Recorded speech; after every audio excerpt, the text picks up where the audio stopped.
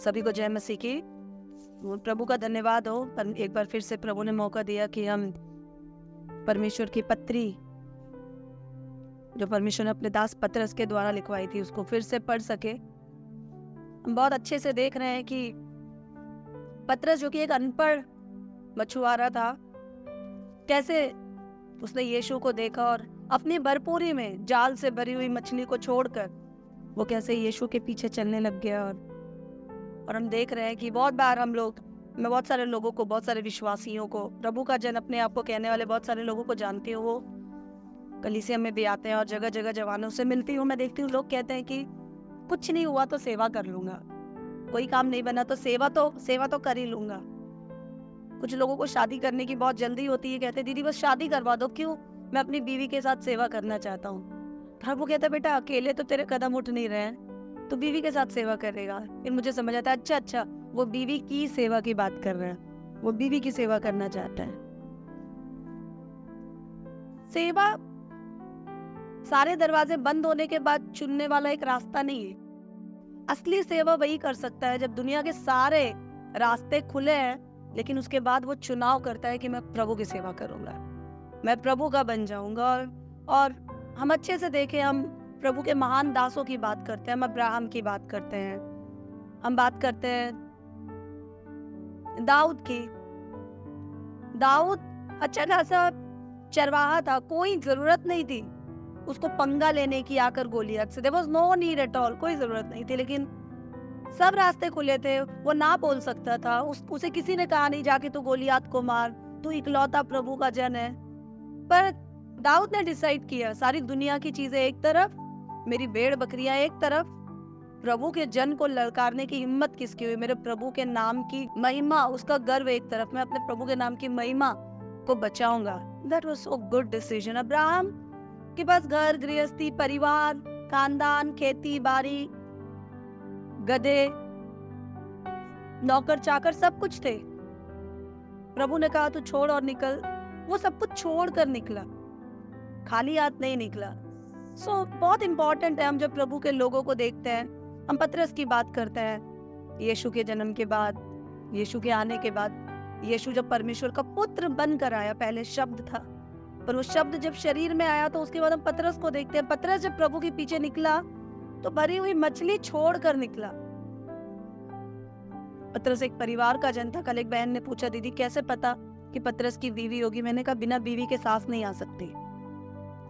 हमारे मतलब पूरे दुनिया की संस्कृति में या इतिहास में ऐसा कोई जन नहीं है जिसको सास मिल गई पर बीवी नहीं मिली। इम्पॉसिबल है। तो बीवी थी इसलिए सास थी, और इसीलिए अपनी पत्रियों में चर्चा करते हुए बार बार पौलुस कहता है कि मैं भी दूसरे प्रेरितों की नहीं चाहता तो अपने पत्नी के साथ, जी अपनी संगिनी के साथ सेवा कर सकता था, पर मैंने अकेले रहने का कष्ट मैंने उठाया, मैं अपने प्रभु में पूरा मन लगा सकूं। तो पतरस was serving with his wife.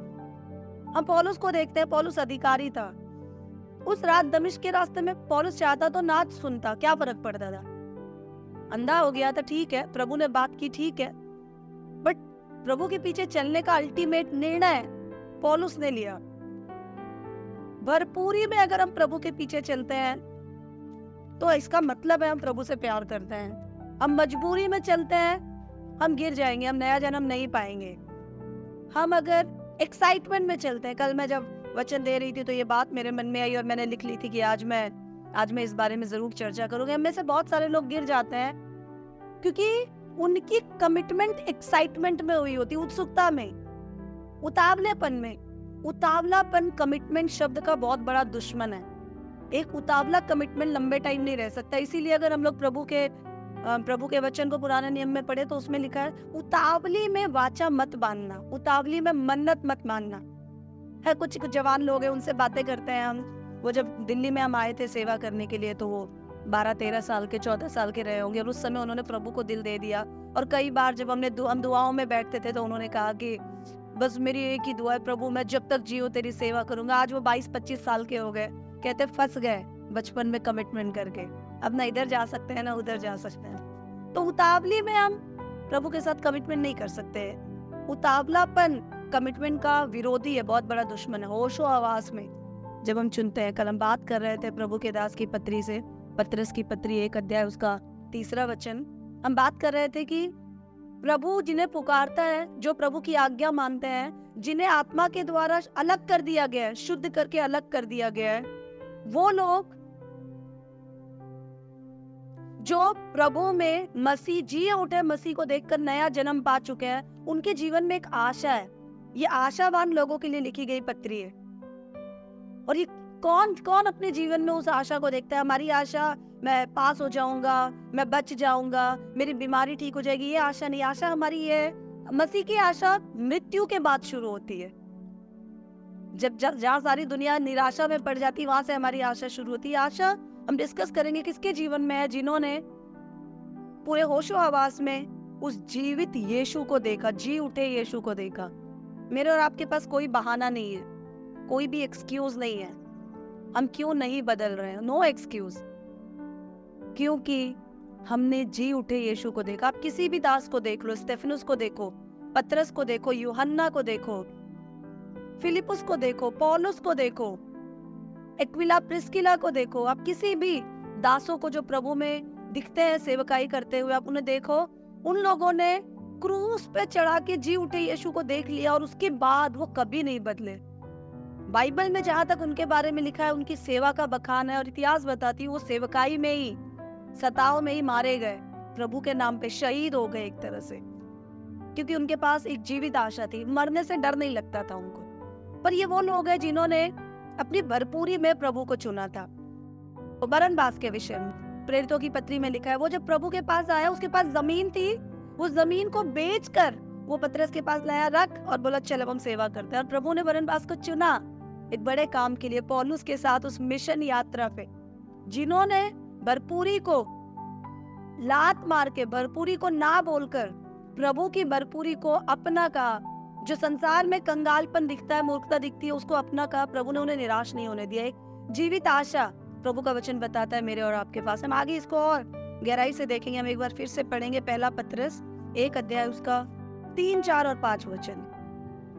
हमारे प्रभु यीशु मसीह के परमेश्वर और पिता का धन्यवाद हो, जिसने यीशु मसीह के मरे हुए में से जी उठने के द्वारा अपनी बड़ी दया से हमें जीवित आशा के लिए नया जन्म दिया, अर्थात एक अविनाशी और निर्मल और अजर मिरास के लिए, जो तुम्हारे लिए स्वर्ग में रखी है, जिनकी रक्षा परमेश्वर की सामर्थ से विश्वास के द्वारा उस उद्धार के लिए जो आने वाले समय में प्रकट होने वाली है की जाती है। यस, हम पढ़ रहे थे कि प्रभु ने हमें चुना, अलग किया एक नए जन्म के लिए।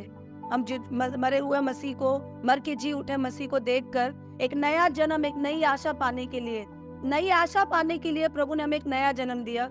अगर हम ये नए जन्म में नयापन, बॉर्न अगेन मसीही हैं, अगर हमने अपने पुराने मनुष्यत्व को, पुराने चाल चलन को छोड़ दिया, हम प्रभु में अपने पुराने कैरेक्टर के साथ मर गए और नएपन के साथ हम उसमें जी रहे, तो हमें 2-3 चीजें मिलेंगी। पहली चीज, एक नई आशा, जीवित आशा, लॉन्ग लास्टिंग आशा। हमारी आशा मरने के बाद शुरू होती है। हमारी आशा इस बात की है कि हम प्रभु के साथ रहेंगे। हमने कल बहुत अच्छे से अपने उस लॉन्ग लास्टिंग आशा के बारे में बात की थी। बट एक छोटा सा एग्जांपल दूंगी। अगर आप किसी मसीह के फ्यूनरल में जाएं, एक मसीह जन जब सो जाता है देर मर, आप जाएं और आप देखें वहाँ प्रभु के दास होते हैं, परिवार के लोग होते हैं, आप कभी भी छाती पीटते, रोते, आडंबर करते, बहुत बेकार की ऊंची ऊंची आवाज उठाकर मसीहियों को किसी की मृत्यु पे रोते हुए नहीं देखेंगे। हाँ, अपनों से थोड़े समय अलग होने का एक दुख होता है, लेकिन फिर भी वो स्तुति के गीत करते हुए, धन्यवाद के गीत गाते हुए अंतिम विदाई देते हैं। फिल्मी गीत नहीं गाते, वो प्रभु की स्तुति के गीत गाते हैं और अंतिम विदाई देते हैं। क्योंकि उनको पता है अब जाकर मसीह में इसके जीवन की शुरुआत है। ये शरीर में यहाँ खत्म हो गया, अब ये एक नए सफर के लिए तैयार हो गया और पक्का न्याय के दिन ये जी उठेगा। और इसने अगर अच्छे काम किए हैं तो ये प्रभु के साथ उस मिरास, उस विरासत का भागी होगा जिसे प्रभु ने ठहराया। दूसरी चीज है, आशा है कि हम उसके साथ रहेंगे, उसके साथ वहां रहकर हमें विरासत मिलेगी। विरासत का मतलब होता है वो संपत्ति जो बाप दादा हमारे लिए छोड़ जाते हैं। हर पिता कमाता है, और अगर आप आम तौर पे पिता लोगों को, पप्पा लोगों को देखो तो वो कहते हैं मैं अपने बच्चे के लिए कमा रहा हूँ, अरे मैं अपने बच्चे के लिए भी तो कुछ बनाऊंगा।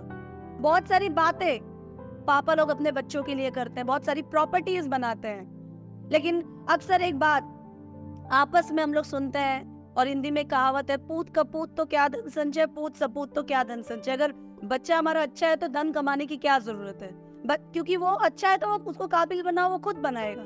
बच्चा हमारा बुरा है तो धन कमाने की क्या जरूरत है, वो निकम्मा है तो वो सब बर्बाद करेगा। पर यहाँ जो धन प्रभु मेरे और आपके लिए देने को तैयार है नया जन्म पाने के बाद, वो धन कोई छोटा मोटा धन नहीं है। हमें लगता है कि मसीह के पीछे चल रही है, चंगाई मिल गई, बस यही जीवन है। Not at all. हमारी कल्पना से परे है। जो विरासत प्रभु ने आपके लिए और मेरे लिए रखी, वो विरासत स्वर्ग राज्य का वो जीवन है। वो विरासत स्वर्ग राज्य में प्रभु के साथ रहने वाला एक समय, और वो विरासत कोई धन संपत्ति नहीं है। आप जानते हो प्रभु ने मिरास में अपने आप को आपको और मुझे दे दिया। यीशु मसीह मर के जी उठा, स्वर्ग चला गया। यूहन्ना की पत्री में वो कहता है मैं जा रहा हूँ, मेरे पिता के घर में बहुत सारे कमरे, एक कमरा मैं तुम्हारे लिए तैयार करने जा रहा हूँ। क्यों? क्योंकि मिरास में वो घर और मिरास में मेरा पिता तुम्हें मिलने वाला है। हम लोग वचनों को देखेंगे, एक ब्यूटीफुल जगह मेरे और आपके लिए तैयार हो रही है। अक्सर जब हम लोग आपस में बात करते हैं, चौथा वचन बताता है, एक बार हम फिर से देखेंगे, अर्थात एक अविनाशी, निर्मल और अजर मिरास के लिए, अजर हमेशा के लिए, एक अविनाशी, वो एक ऐसी मिरास है। मेरे पापा ने मेरे लिए यहाँ करोड़ों की जमीन छोड़ी, वो आज नहीं तो कल खत्म हो जाएगा, गुण लग जाएगा।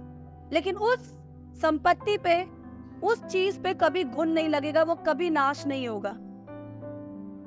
हम लोग सुनते हैं यीशु मसीह ने कहा कि तुम पृथ्वी पे धन इकट्ठा मत करो, क्योंकि जहाँ पे चोर सेंध लगा देते हैं, लोग नाश कर देते हैं।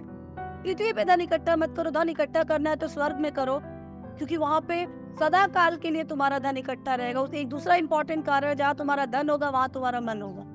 तो बहुत सारे संसार के लोग बोलेंगे पागल है क्या, कोई ऐसा स्वर्ग वर्ग नहीं है, टाइम पास करो, खाओ पियो, मस्त रहो, मर जाओ, 4 दिन की चांदनी फिर अंधेरी रात है।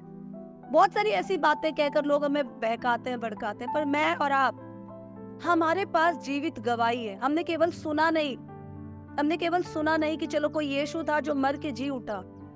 अगर आपने सच में उस नएपन को पाया है तो आप अपने अंदर एक अद्भुत शांति को महसूस करते होंगे।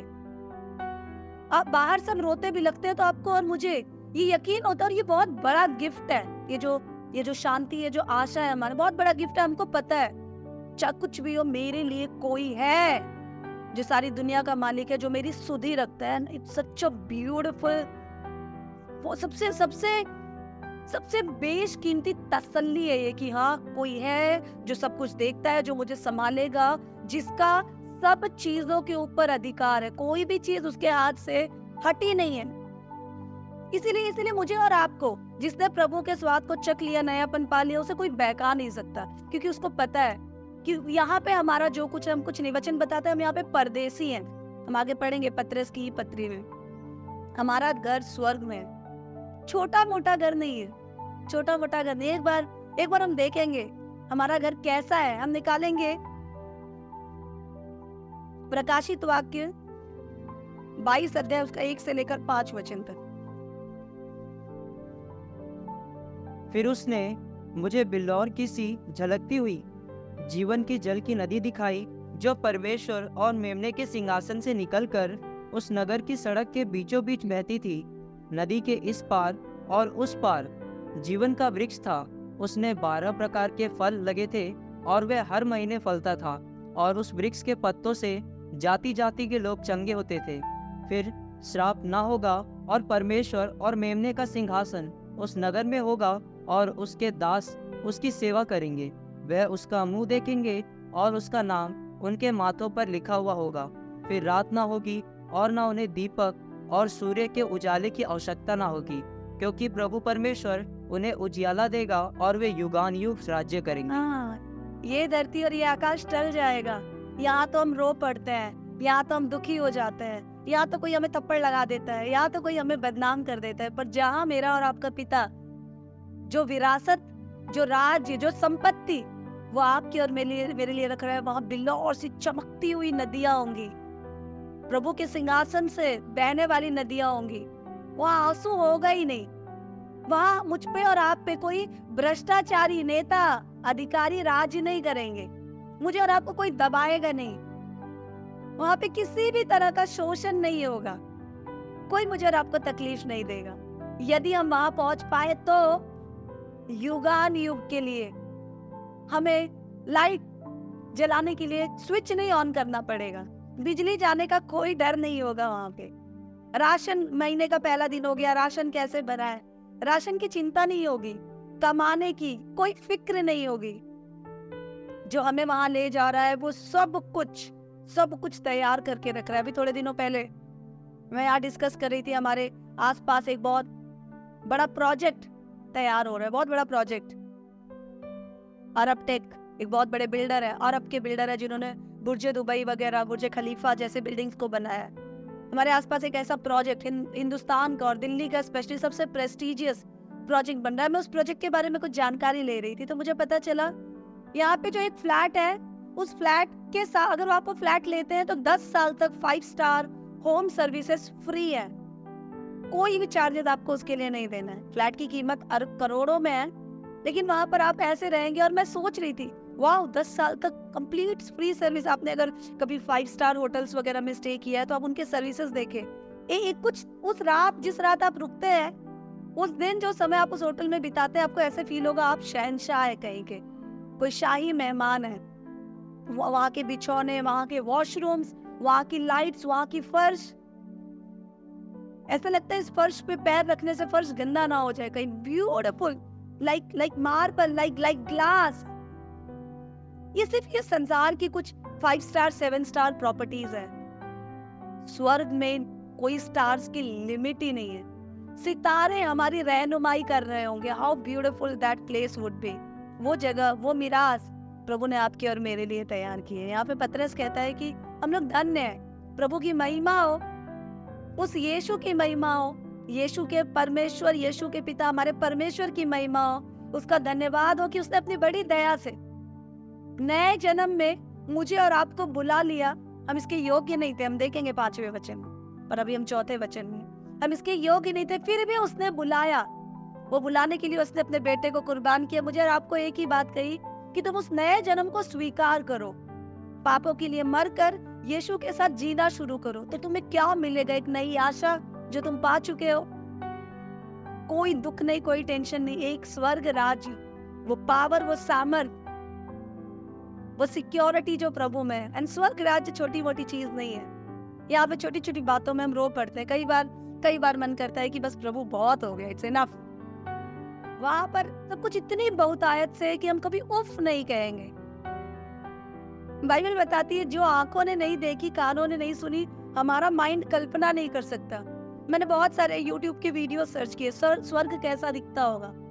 कार्टून टाइप इमेजिनरी बहुत कुछ बना सकते हैं, बट अभी भी कोई भी वीडियो मुझे जो प्रकाशित वाक्य जो स्वर्ग की रूपरेखा बताता है उससे मिलता जुलता कुछ नहीं बनाता। मैं कई बार सोचती हूँ इस इतनी बड़ी संपत्ति के, इतने बड़े अधिकार के लिए हमने किया क्या? कुछ भी नहीं, वी डिड नथिंग। उल्टा हम बहकने लग जाते हैं। बहुत सारे लोग हमें बताएंगे स्वर्ग जैसी कोई भी चीज नहीं है। बहुत सारे लोग हमें बोलेंगे, यकीन ना करना, एक बेशकीमती तोहफा प्रभु ने आपके लिए और मेरे लिए रखा है। मुझे याद आता है जब मैं इस बारे में डिस्कस करती हूँ ऐसे बहकाने वाले लोगों के लिए, यार अभी का सोचो ना। बहुत सारे लोग मस्ती में या गुस्से में बोल देते हैं, हाँ नहीं जाना मुझे स्वर्ग, कोई फर्क नहीं पड़ता, अभी तू मेरा हिसाब क्लियर कर। हम कई बार बहुत पल में जीने लग जाते हैं। मुझे याद आता है उन 2 जुड़वा बच्चों के बारे में जो माँ के पेट में थे, और माँ के पेट में रहते रहते 2 जुड़वा बच्चे आपस में बात करते हैं। पहला बच्चा दूसरे बच्चे से बोलता है, सुन, क्या तू बाहर की दुनिया के बारे में तूने सुना है? दूसरा कहता है, सुना तो है, और मुझे लगता है हम लोग जाएंगे बाहर। पहला कहता है, नहीं यार, मैं कुछ आवाजें सुनता तो हूँ, पर मुझे नहीं लगता ऐसी कोई दुनिया है। सुनता तो हूँ मैं, एक दुनिया है बाहर निकलने के बाद, पर मुझे नहीं लगता। दूसरा बोलता है, नहीं ऐसा नहीं है, ऐसा नहीं, एक दिन आएगा हम जहाँ पर हम दोनों बाहर निकलेंगे। तुझे पता है हम तब इस नाभि से, इस नाली से, इस नाल से नहीं खाएंगे, तब हम अपने मुंह से खाएंगे। पहला बोलता, चुप, ऐसा हो ही नहीं सकता, मुंह से खाना होता तो हम अभी से खाते ना। हमारे खाने के लिए इंतजाम है, हम इसी माँ के शरीर से जो नाल हमारे पेट में कनेक्टेड है, हम तो इसी से खाएंगे। अरे नहीं नहीं नहीं, ऐसा नहीं है। दूसरा कहता है तू हल्के में ले रहा है, तुझे पता है हम अभी माँ हमारे चारों तरफ है। Wow how beautiful.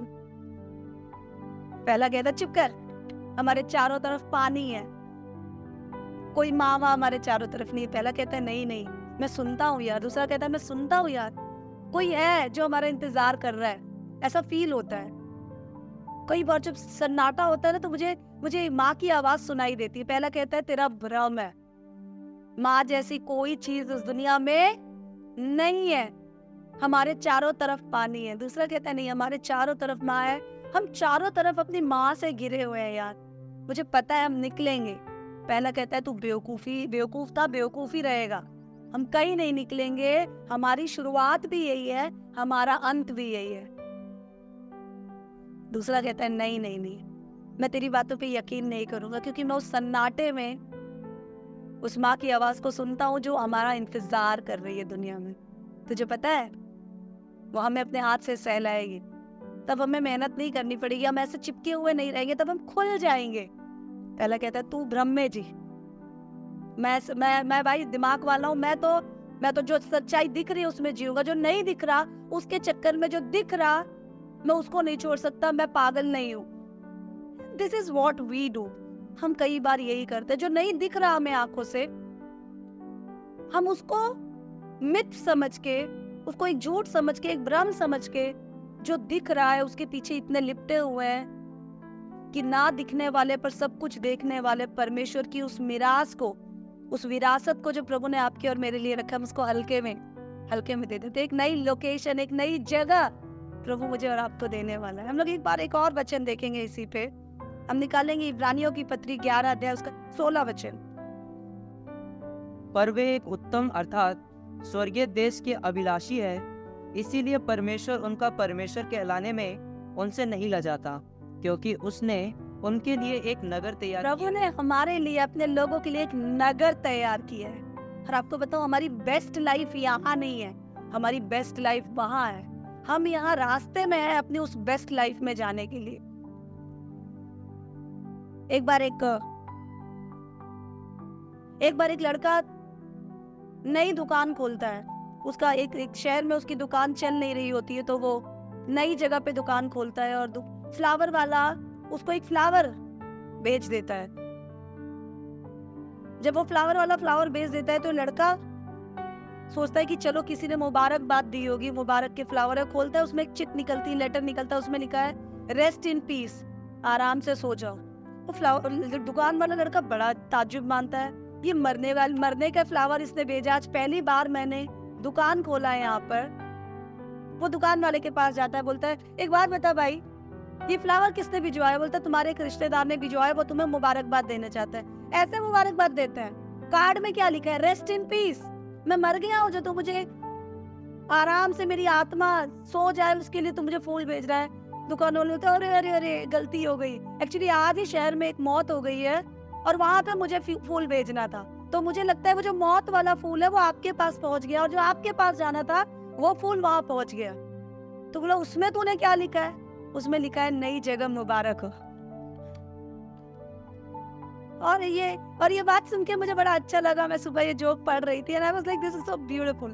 एक्चुअली जब एक मसीही सो जाता है तो उसके लिए रोने विलाप करने वाला कोई काम, कोई आडंबर बाइबल नहीं बताती है, क्योंकि हम अपने नए लोकेशन में शिफ्ट हो रहे हैं। हम मुबारकबाद डिजर्व करते हैं क्योंकि हमारा अच्छा जीवन, हमारी बेस्ट लाइफ यहाँ नहीं है, एक बेस्ट लाइफ एक बेस्ट जगह पे हमारा इंतजार कर रही है।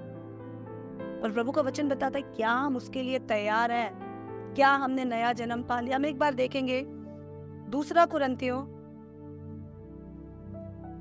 2 अध्याय उसका 9 वचन।